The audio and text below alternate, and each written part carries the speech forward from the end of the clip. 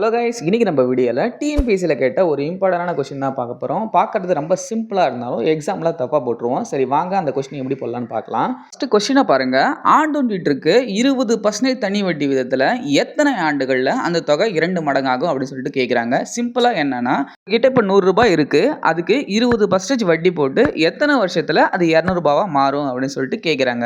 100 ரூபாய்க்கு ஒரு வருஷத்தில் வட்டி எவ்வளோன்னு பார்த்தீங்கன்னா 20 ரூபாய், 2 வருஷத்தில் 40 ரூபாய், 3 வருஷத்தில் 60 ரூபாய். இதே போல் போட்டிங்கன்னா எத்தனை நாளில் உங்களுக்கு 100 ரூபாய் கிடைக்கும்?